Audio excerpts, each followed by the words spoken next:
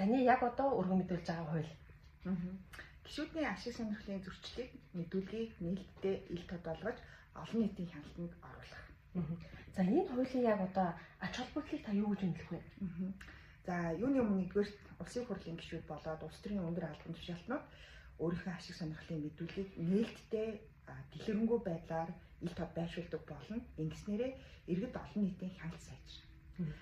Хоёрдугаар гэвэл улсын хурлын гишүүн болоод за өөр бусад одоо улс төрийн албан тушаалтын засгийн газар, орон нутгийн одоо удирдах албан тушаалтнуудыг энэ одоо асуудлууд бүгдээрээ ёс зүйн хувьд бол дараагийн түвшиндээ гарах буюу бид нар авилга ашиг сонирхлын зөрчлөөс урьдчилан сэргийлэх механизмыг сайжруулах гэж харж байгаа.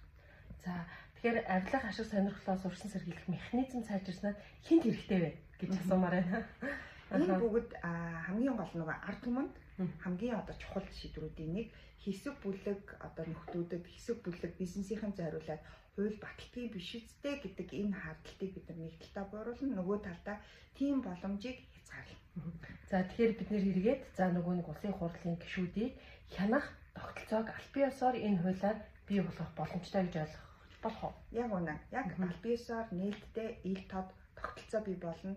Нээлттэйгээр бид нар ашиг сонирхлын зөрчилтөө илэрхийлээд тэр мэдээлэл нь хамгийн гол нь парламентын сайт дээр нээлттэй тавигддаг болно.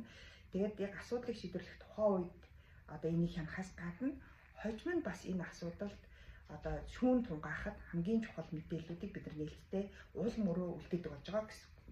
За баярлалаа. Тэгээ Рүүм 24 та бүгд хүрж ийн. Тэгээд үргэлжлүүлээд ярьцлагыг уушаарай гэж хэлье.